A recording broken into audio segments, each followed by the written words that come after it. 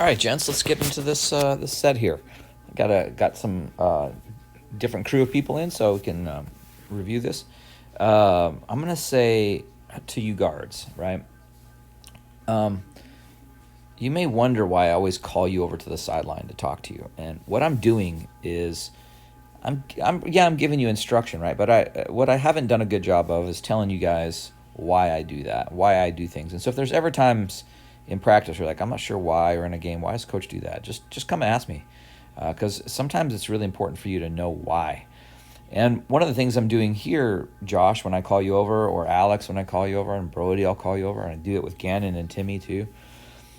I'm calling you over and saying, hey, remind people we're going to be pressing right here. Remind people we're going to be just now. Anytime there's a free throw, especially, it's a good time as a team for you guys to communicate with one another, to sort out any challenges that are happening. Like if we're going to man-to-man or we're in man-to-man, who do you have? It's a good time to remind the team, especially you guards that are kind of leading the offense there or piloting it, but it doesn't have to be the guard. It could be anybody who's a leader. It's just a good time to remind people, hey, I've got this guy, or you've got that guy, or on a made shot, don't forget, we're pressing. Everyone get into a press. So it's just a good time to refocus there.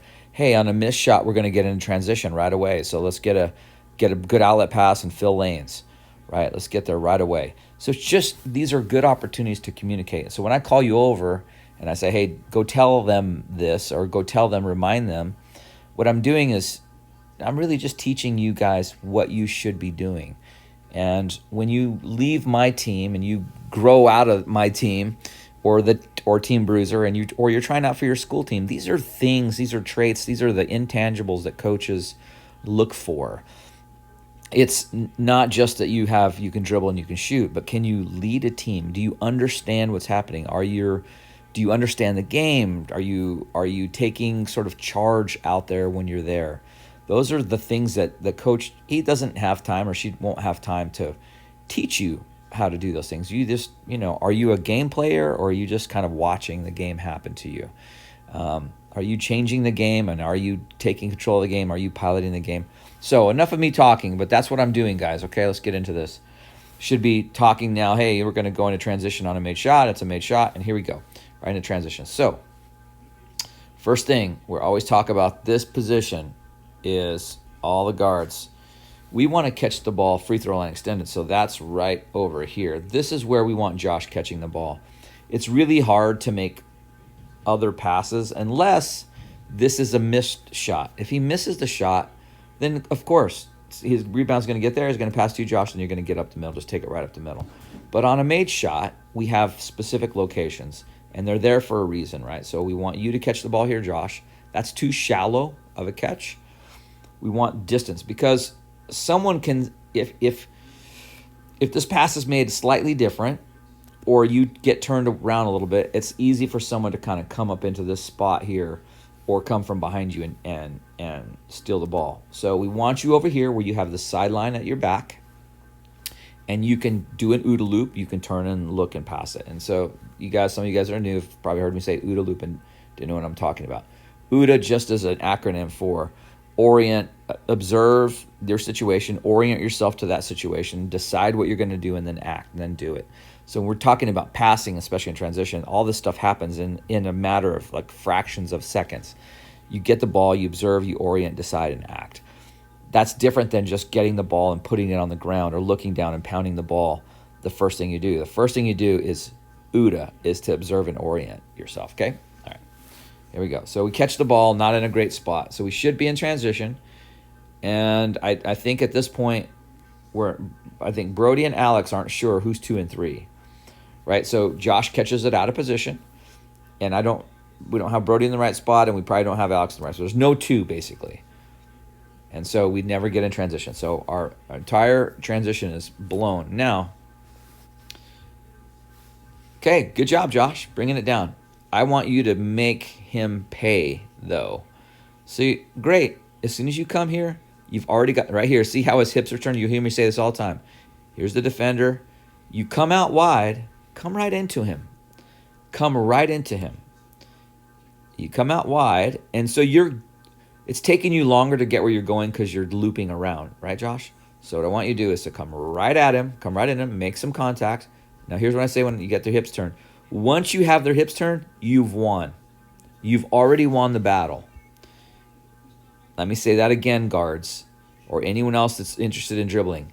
Anytime you get a defender's hips, he's squared up here, his hips are turned, you've won. That's why I tell you guys not to open your hips when you're playing defense and let someone come by, because you've given up the ground already. And instead of sliding over and cutting you off here, he gives you that angle, and you could have come right at him and beat him even worse. But Josh, you're kind of going soft here. As soon as you have his hips turned, you win.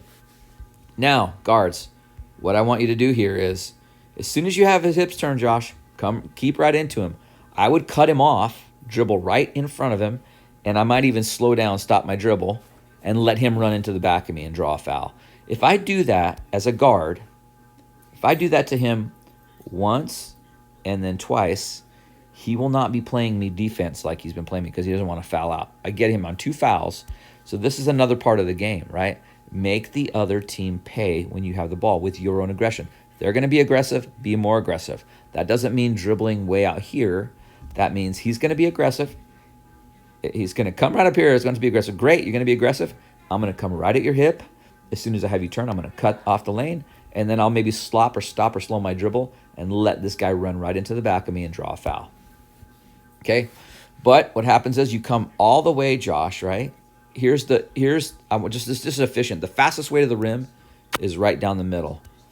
And look where you end up. You dribble all the way to the opposite side of the court, and now you have him open. So I want you guys to get down, fill lanes, right? Get down here, fill lane. You have him open.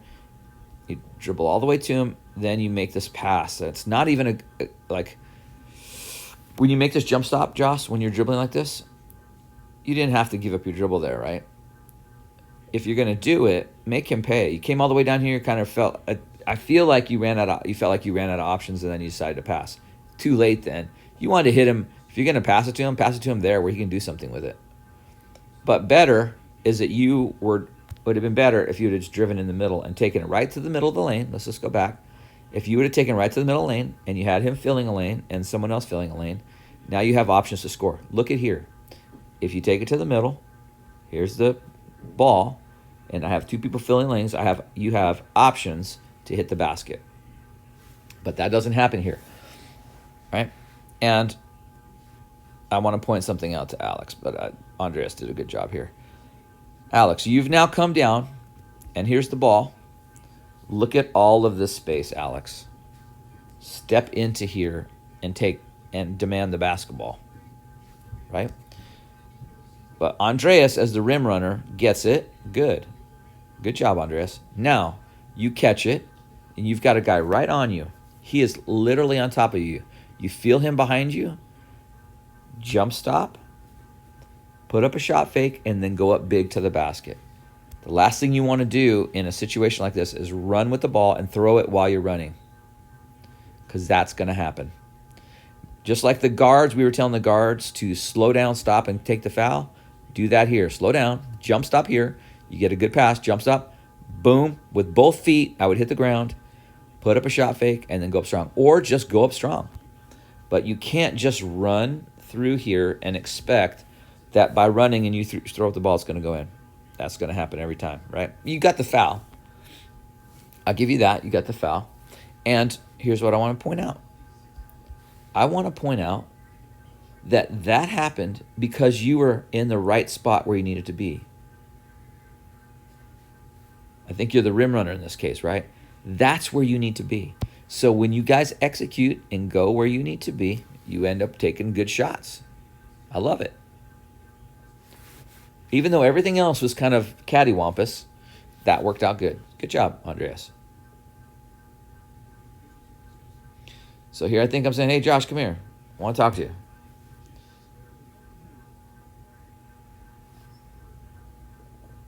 Yep, so I'm talking to Josh. What I'm saying, hey, make sure we're squared away up here. So what do we say? Hey, get in there. Make sure everyone knows what they're doing. Make sure everyone stays, in touch, and everyone's got to figure it out. And I want you to, this is what I was talking about in terms of teaching. When you get in there, make sure they see you, make sure they hear you, make sure they know what you're saying, right? You don't want to be in a situation where you're just sort of kind of saying it. Get in there and really give it to them. Hey, we're pressing right here. Hey, we're doing something else right here. Hey, we're whatever it is you're doing. Hey, who's got 6? Who's got 7? Who's got this? Whatever. This is a chance for you guys to communicate with one another.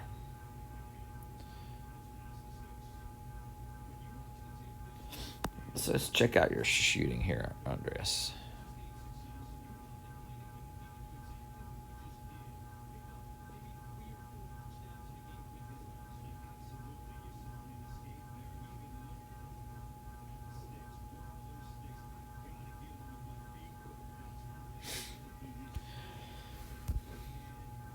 I didn't see anything. It's hard to tell it on there, but I think you've made significant progress, Andreas, in your shooting. You're getting that left hand out of the mix. It looks really good.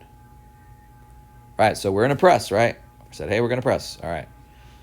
So all of you guys, you guards, we don't really want to trap the ball down in that area. We would rather have it in this area right here. Maybe in this area. This is really where we want to trap, because it allows this guy to come and pick the ball off here. So let's just look at this, right? The ball comes there. Alex is going to come over there and trap. And where's the pass going to be made? Where's the pass we're trying to intercept here, Josh? It's right here, right? That's the pass we're trying to intercept.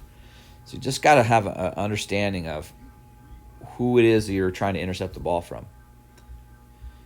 And then you're there to protect the middle if he starts to dribble back or they break it down. See that, Josh?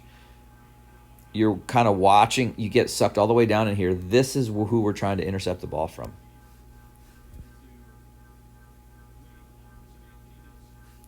Now, I'm telling you, Josh, you're probably one of the fastest kids out here on any team we've played.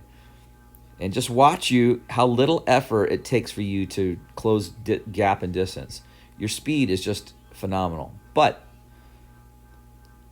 what I want you to work on, you're gonna watch us. You're not even pumping your arms, and you're just keeping up with this kid. What I want you to watch when you come back down here is whether or not you can get to the ball and make a stop. Can you do that? You can, and I want you to foul. Isn't that crazy? I want you to foul. So if you put pressure on him here, he can't make this pass.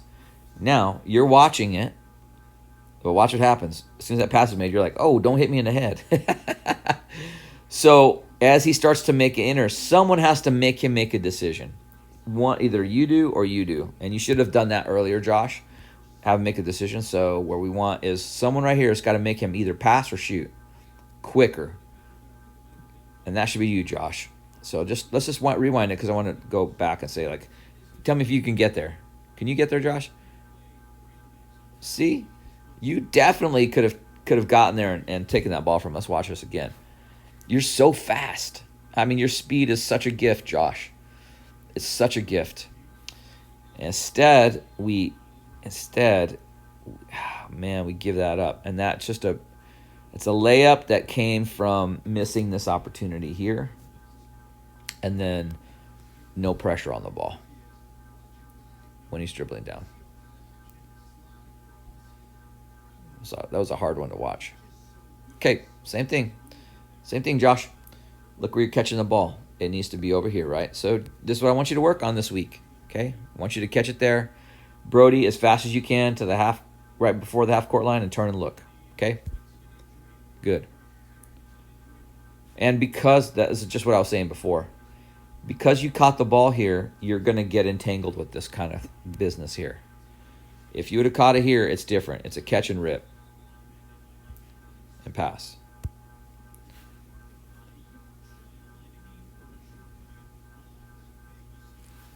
Okay? So we get another chance. And, okay. Here's what I need to point out to you guys, because I think there's a little bit of confusion here. On a dead ball, when we have a dead ball like this, and they're not pressing us, the defense is already getting back, right? Think about it for a second. The reason we do transition offense is to beat the defense from setting up in when they make a shot, or there's a dead ball, there's some sort of out of bounds. We get in transition so that we prevent the defense from being able to set up either in a press, or we beat them back on the other side of the court so that they're, by the time they get set up in their defense, whether 2-3 or 3-2 or whatever it is they're running, we get back there before they get there and we can score, right? But there are situations like this where it's a dead ball, the defense isn't pressing, and so they're already set back in their defense. There's no need at that point to run transition, right? They're set back, just take the ball, dribble it up, and get inside your offense. This is how basketball was typically played when your parents and I were playing basketball. There wasn't a whole lot of press. In today's world, teams press you because they want to disrupt your offense. It's the whole reason for a press, and they force you to make bad passes and to take risky shots.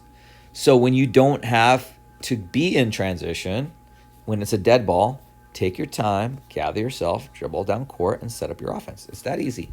That's simple. But what happens here is that's the situation. It's a dead ball. It's a dead ball, and we don't need to be in transition here. There's nobody pressing you. So Josh, you caught the ball. So he's coming off, right? He's coming off, so you might as well just pass it to Josh. But Andreas does the smart thing here. He realizes, I'm not the guard. All right, I'm going to get it back to Josh. Awesome.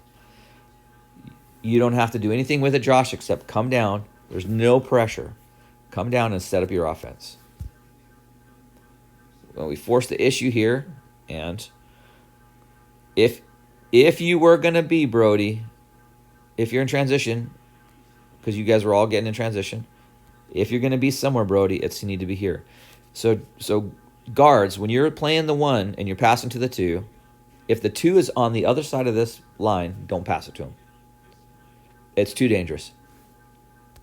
They're too far away from you to make that pass, unless there's nobody there. So what we need you to do, Brody, is if this is the case, you're here, you get this ball and you catch it with authority and you own the ball. As soon as it goes down to your knees, and you got to step to it, right? Someone's passing to you, you need to go to the ball, go in the direction of the ball and close the distance. The last thing you want to do is be in a hand fight with some kid here with this. And if it happens, win this fight, Brody. So you see yourself backing away and letting your hand stay there, and look where he's at. He's got the ball in close to his body, and he's going to rip his body. So all of you guys who get in these battles for balls and try to back up with the ball in your hand, I'm going to tell you the easiest way to rip it, I'm going to teach you this at practice, easiest way to win this is step to the player, step at him, get him off balance, and then rip the ball from him. Instead of, you never want to come away with your body and your hands on the ball. See how his arms are extended here? This is for all of you guys, right? Arms are extended. You have zero force when you do that. Your force is all right inside your body. That's where you're going to have more power and force, all right? Right, so it's going to happen. We're going to get turnovers like this, Brody. It's okay. What I tell everybody on this team is, if it happens, go get it back. So now here he is. He stole it from you. And here we are being nice suburban boys, right? I want you to be tough, gritty suburban boys if you're going to be a suburban boy. So look at, you gave him all this grace. Hey, he just stole your candy. He took your lunch money. Go get the lunch money back, right? We want you to be in here fighting for that ball back, okay? And they're going to score another bucket. So think about what we've just been watching. Turnovers that led to scores. And there's 3 or 4 or 5 happen. That's 10, 15 points in the span of a few minutes, right? That's where ultimately you guys are beating yourselves. We haven't played very many teams that have beaten us. Most of the times we beat ourselves, and I have to call a timeout here, okay? From the turnovers. All right, guys. So there's some good things to learn from this. Yeah, Brody and Josh, in terms of spacing and stuff. There's some really good things to learn. Dominic, when you're going down court, keep those hands up on defense and take the ball, right? So when someone's going to pass it right out, you take it. And I saw Andreas, there were some really good things in terms of you cut into the basket. Okay, good job.